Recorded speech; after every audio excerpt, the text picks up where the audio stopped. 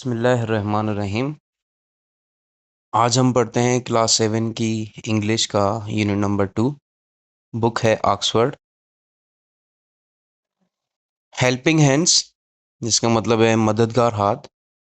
अच्छा, लेसन पढ़ने से पहले ये प्री रीडिंग क्वेश्चंस हैं, इसको हम थोड़ा देख लेते हैं। पहला है, what do you understand by the term natural calamity? आप क्या समझते हैं एक जो टर्म है नेचुरल क्लामिटी उसके बारे में? नेचुरल का मतलब है कुदरती, क्लामिटी का मतलब है आफत। What natural disasters have the people of Pakistan suffered recently? Pakistan के लोगों ने रिसेंट में कौन से कुदरती आफात का सामना किया है? How can you help the victims of any natural disaster? जो कुदरती आफात होती हैं, उनके जो विक्टिम्स होते हैं, शिकार होते हैं, उनकी आप कैसे मदद कर सकते हैं? तो ये 3 क्वेश्चंस हैं, आप इनके आंसर कमेंट बॉक्स में दे सकते हैं। लेसन स्टार्ट करते हैं। A flood is an overflow of water that submerges land. एक सैलाब का फ्लड का मतलब है सैलाब। सैलाब का मतलब क्या है कि किसी भी ज़मीन को अगर पानी डुबा देता है उसको हम बोलते हैं सैलाब। Floods are described as the overflowing of the normal confines of a stream or other body of water or accumulation of water over areas that are not normally submerged. Floods को ऐसे भी डिस्क्राइब किया जाता है कि एक नदी है या दूसरी वाटर बॉडीज़ हैं, उनकी जो बाउंड्रीज़ हैं, अगर उससे पानी बाहर आ रहा है तो हम कह सकते हैं फ्लड है। या एक ज़मीन पर पानी जमा हुआ है, जिस ज़मीन पर नॉर्मली पानी जमा नहीं होता, तो अगर उस पर ज़्यादा पानी जमा हो रहा है तो हम कह सकते हैं ये फ्लड है। Annual flooding is a natural phenomena long associated with excessive rain, global warming, climate change and increased soil fertility. जो हर साल सैलाब आते हैं, ये एक नेचुरल है, फिनोमेना है नेचर का। पर वो उसको उसका ताल्लुक किससे है? उसका ताल्लुक है बहुत ज़्यादा बारिश से, ग्लोबल वार्मिंग से, क्लाइमेट चेंज से या इंक्रीज्ड सॉइल फर्टिलिटी से। सॉइल फर्टिलिटी का मतलब है ज़मीन जो ज़मीन की ज़रखेज़ी, ठीक है। Climate change refers to long-term shifts in temperatures and weather patterns. These shifts may be natural, but since the 1800s, human activities have been the main reason of climate change, primarily due to the burning of fossil fuels like coal, oil, or gas, which produces heat-trapping gases. Climate change and increasingly extreme weather events have caused a surge in natural disasters over the past 50 years. Climate change को हम कह सकते हैं कि climate change का मतलब है अचानक टेम्परेचर में या वेदर पैटर्न्स में चेंजिंग आना काफ़ी टाइम के लिए। ये नेचुरल हैं, जो शिफ्ट्स आती हैं टेम्परेचर में, वेदर में, ये नेचुरल हैं। पर 1800 से लेके जो ह्यूमन काम करते हैं, उनकी वजह से क्लाइमेट चेंज होता है। जैसे ह्यूमन क्या करते हैं, ह्यूमन फॉसिल फ्यूल्स को जलाते हैं। फॉसिल फ्यूल्स का मतलब है कोयला हो गया, ऑयल हो गया, गैस हो गई। अब इनको हम जब जलाते हैं बिजली बनाने के लिए या दूसरे कामों के लिए, तो इनमें से गैसेस निकलती हैं। इनमें से जो गैसेस निकलती हैं उनको हम बोलते हैं heat trapping gases.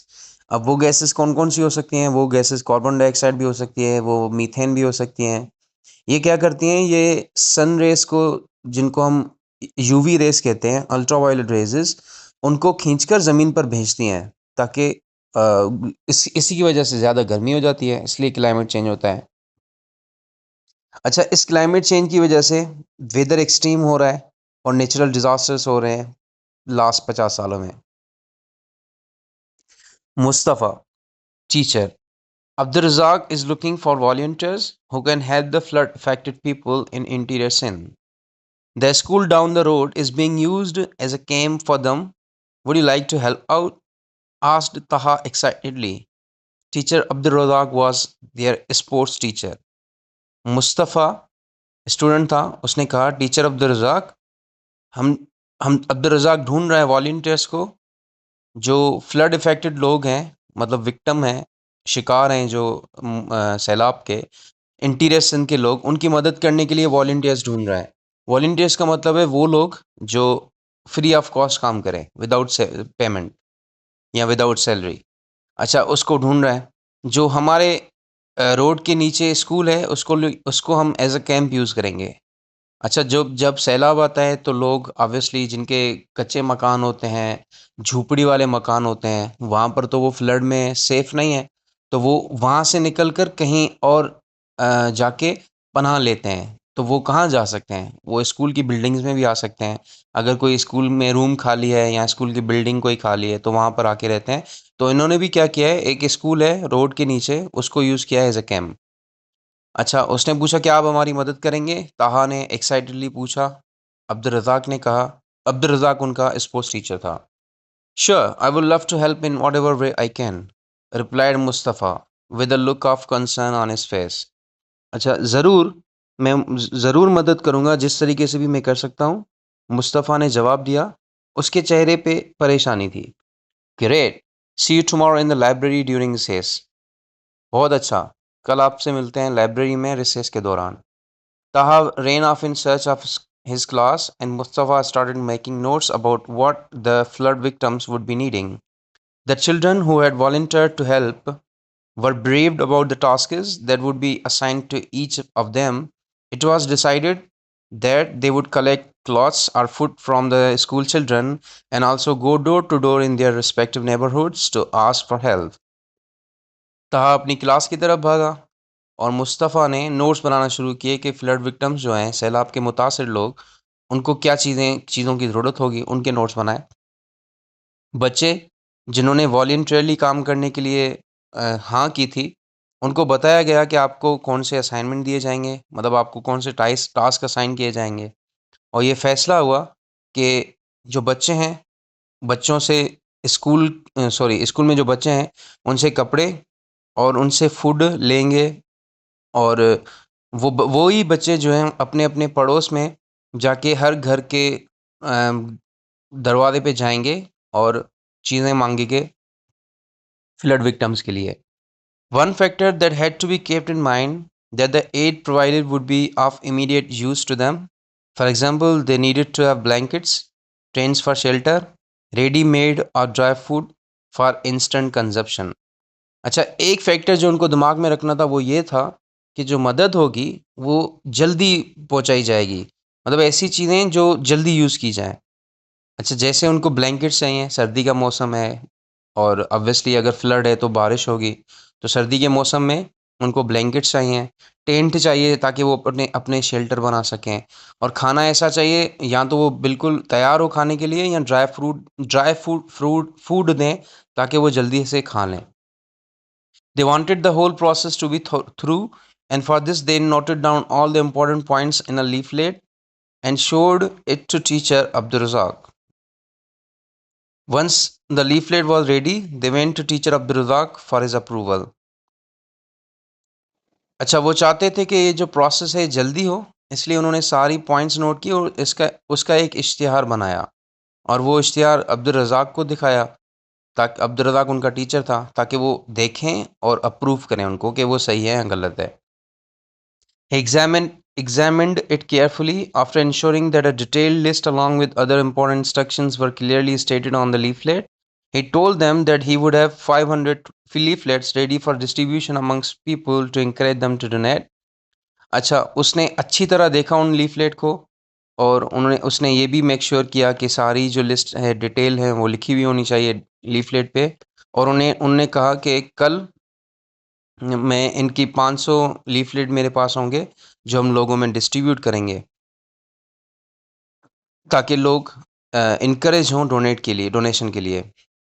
By the next morning the children अगली सुबह तक the children then told their teacher the strategy that they have devised for the collection.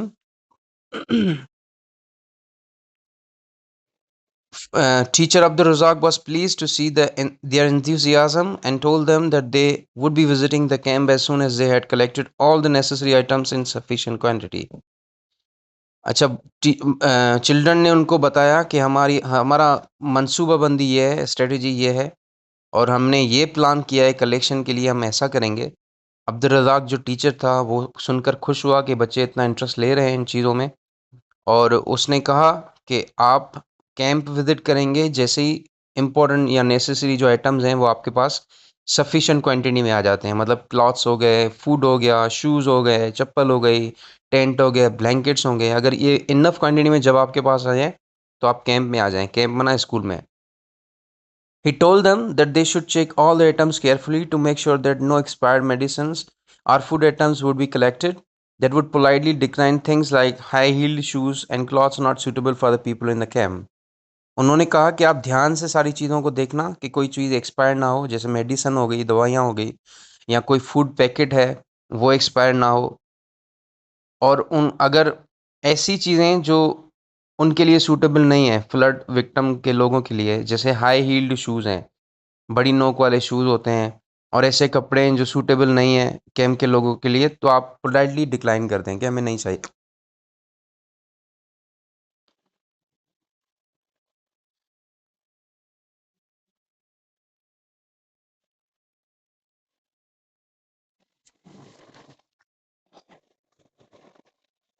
अच्छा, उसके बाद teacher Abdul Razak stated that giving is a way to make a positive difference in people's lives. Even small acts of kindness and giving have an effect as it reminds others that they are not alone to face this calamity of at hand. अच्छा, teacher Abdul Razak ने कहा कि जो देने का काम है वो बहुत लोगों की ज़िंदगी में पॉजिटिव असर रखता है। भले छोटी से छोटी चीज़ हो, जब हम देते हैं तो लोगों को याद रहता है कि हम इस मुसीबत के टाइम में अकेले नहीं हैं। Once they had collected a truckload of goods, they packed them in boxes. जब उनके पास ट्रक जितना सामान आ गया तो उन्होंने बॉक्सेस में पैक किए। They made sure that each family would receive two adult suits, two suits for children, four pairs of socks, a blanket, a packet of rice, a packet of lentils, a sack of flour, a packet of tea leaves, a packet of powdered milk, a packet of sugar, six bottles of water, a tin of ghee, two boxes of matches, and a flashlight. अला अच्छा, उन्होंने make sure किया कि जो भी families flood victim हैं उनको क्या क्या चीज़ें मिलनी चाहिए।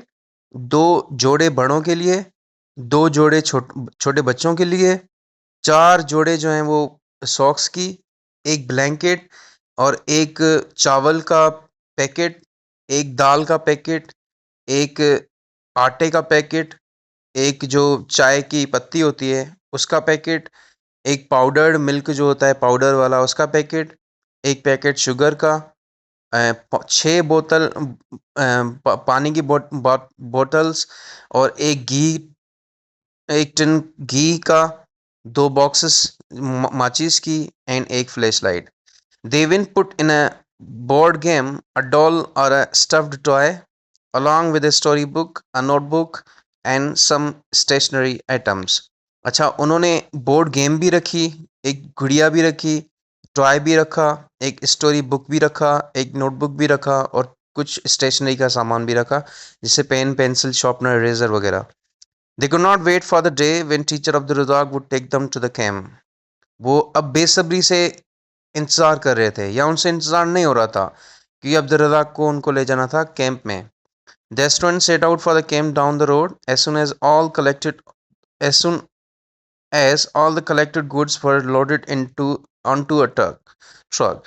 स्टूडेंट्स सारे कैंप के लिए निकले।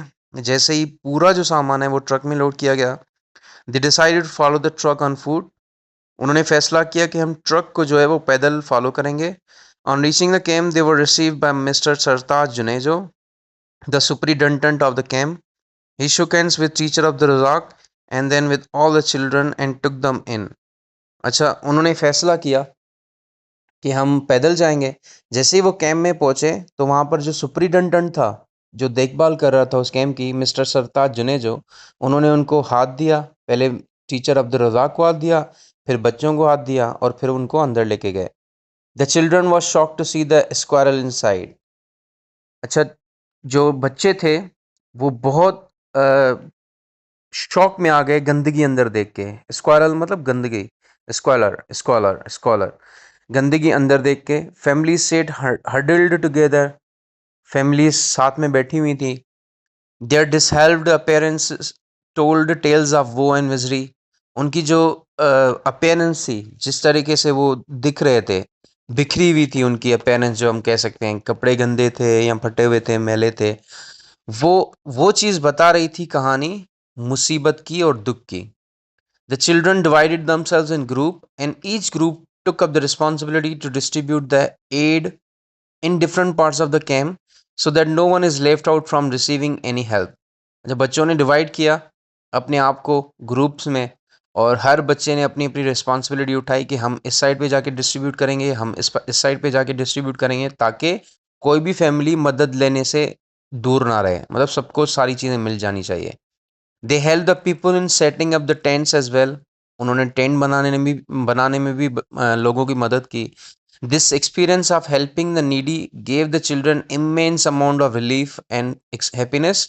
Helping others is truly a fulfilling experience. अच्छा, वो जब मदद कर रहे थे तो बच्चों को अंदर से बहुत सुकून मिला और खुशी मिली। दूसरों की करने में अलग ही एक्सपीरियंस होता है, अलग ही खुशी मिलती है। What puzzled the children was that even though there were stakes of biscuits, tins of ghee, sacks of flowers and lentils, and cases of mineral water, everyone looked very unhappy. अच्छा, जिस चीज़ ने बच्चों को परेशान किया हुआ था, वो ये था कि ये सारी चीज़ें थी। मतलब बिस्किट्स के ढेर थे, घी टिन था, घी का टिन था, और दाल के आटे के पैकेट थे, और मिनरल वाटर की बोतल थी, पर फिर भी लोग खुश नहीं थे। On being asked, Mr. Junaid answered with a sigh of resignation, Abdul Razak Saab, they feel very miserable and hopeless. They feel they have lost everything they owned in the flood. जब पूछा गया तो mister Junaid ने बताया, अब्दुल रज़ाक साहब, ये लोग जो हैं वो बहुत होपलेस फील कर रहे हैं, अब इनको कोई उम्मीद नहीं है। मतलब इनके दिमाग में ये है कि जो भी हमारे पास था अब वो सैलाब में ख़त्म हो चुका है, हम खो चुके हैं। अच्छा, उसके बाद a burly man with a thick mustache stepped forward and introduced himself. My name is Samal. Sai, we are poor and have lost all our belongings and livestock in the flood. Uh, our only possessions are the clothes on our backs. अच्छा, एक ताकतवर इंसान जिसकी बड़ी मूछें थी वो आगे आया। उसने कहा, मेरा नाम सावल है साईं, हम बहुत गरीब लोग हैं, और हमारे पास जितना भी सामान था, लाइफ स्टॉक मतलब भैंस वगैरह थी, वो सारे फ्लड में ख़त्म हो चुके हैं। अब हमारे पास जो है वो सिर्फ वही कपड़े हैं जो हमने पहने हुए हैं। Teacher Abdul Razak spoke up. He addressed all the men and women who had now gathered around them. Tell me something. Weren't you all making an honest living before the floods? Teacher Abdul Razak ने बात की। सारे मर्द और औरतों जब उनके पास आए, उसने पूछा, उसने कहा, मुझे आप एक बात बताएं, क्या आप ईमानदारी से अपनी ज़िंदगी जी रहे थे सैलाब से पहले? नहीं जी रहे थे क्या? Yes, they all chorused. हाँ, सबने एक साथ जवाब दिया। It is truly a devastating and saddening time that you all are going through, but we must not lose hope. We have come here today to remind you that you are not alone in this time. अच्छा, ये बहुत तबाहकुन और मुसीबत वाला time है जो आप face कर रहे हैं, पर हमें ज़रूर उम्मीद हारनी नहीं चाहिए, और हम यहाँ इसीलिए आए हैं ताकि आपको हम बता सकें कि आप इस मुसीबत की घड़ी में हम आपके साथ हैं। We are willing to offer you help and support as much as we can, and shows the rest of the country you're not alone. हम हम दिल से चाह रहे हैं कि आपकी मदद करें और सपोर्ट करें जितनी भी हम कर सकते हैं, और पूरा मुल्क आपकी सपोर्ट करने के लिए तैयार है। आप अकेले नहीं हैं। Elect a wise leader who will keep you motivated and encourage you to not lose hope. अच्छा, ऐसा लीडर चूज करें जो आपको मोटिवेट करता रहे, इनकरेज करता रहे कि आप उम्मीद ना हारो। Pool in all the resources available and start afresh. Take pride in your work and have faith in your abilities. Very soon you will be able to walk with your heads held high.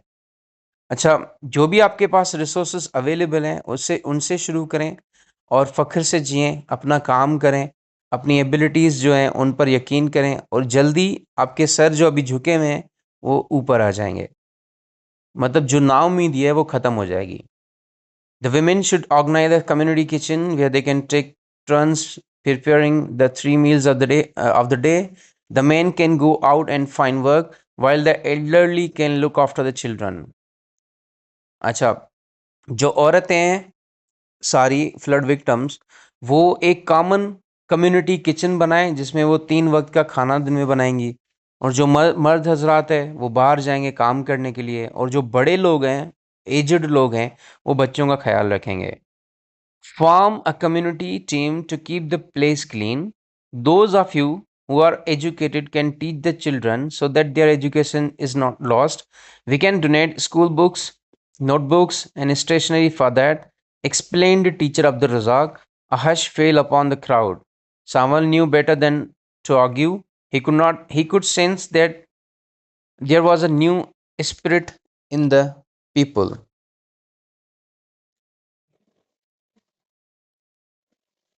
अच्छा, एक आप community बनाएँ जिनका काम होगा कि जगह को साफ करेगा।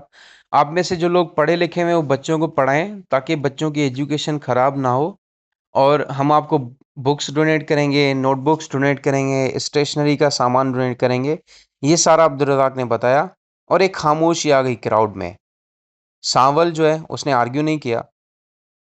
उसे वो देख सकता था कि अब जो है लोगों में एक नया जज़्बा आ गया है। A small hand went up in the air. Yes, Mustafa, smiled teacher Abdul Razak. एक छोटा सा हाथ ऊपर उठा। उसने कहा, जी मुस्तफ़ा। टीचर अब्दुल रज़ाक ने स्माइल किया। Teacher, my mother read a story in the newspaper about a family where the men all work as bus conductors or laborers while the women have taken up sewing. अच्छा teacher, मेरी अम्मी ने एक story पढ़ी थी newspaper में, एक family की जहाँ पर सारे मर्द जो हैं वो बस कंडक्टर हैं और सारी जो औरतें हैं वो सीने का काम करती हैं, मतलब कपड़े वगैरह सीने का। The head of the family says that they do not need the aid any more as they are abled they are all able bodied. They will go back to their village as soon as it is safe to do so. अच्छा, जो family का बड़ा था उसने कहा कि अब हमें मदद की ज़रूरत नहीं है, हमारी बॉडी जो है वो खुद एबल है काम करने के लिए। हम जल्दी अपने गांव की तरफ जाएंगे जब भी माहौल सेट हो जाएगा, या अगर सेफ जाना है तो हम जाएंगे। Soft murmuring arose from the crowd as they nodded their heads in agreement. Teacher Abdul Razak smiled, seeing the expectant faces of the crowd and said softly. अच्छा, हल्की हल्की आवाज़ें आई क्राउड से। उन्होंने अपना सर हिलाया, एग्री थे क्योंकि सारे। टीचर अब्दुल रज़ाक ने स्माइल किया, उम्मीद देखी उनके चेहरों पर, और सॉफ्टली कहा, it does not matter how slowly you go as long as you don't stop and soon you will make progress. Abdul Razak ने क्या कहा कि ये मैटर नहीं करता कि आप कितनी धीरे से काम कर रहे हैं या कितने धीरे से जा रहे हैं आगे। मैटर सिर्फ ये करता है कि आप रुकते नहीं हैं। जल्दी आप देखोगे आप तरक्की करोगे। तो ये बहुत अच्छा लेसन था, बेसिकली फ्लड विक्टिम के लोगों के ऊपर था। इसमें एक्टिविटी है, राइटिंग स्किल्स हैं, दूसरी एक्सरसाइज हैं, वो आप करें। अगर किसी में प्रॉब्लम है तो आप कमेंट बॉक्स में पूछ सकते हैं। Thank you.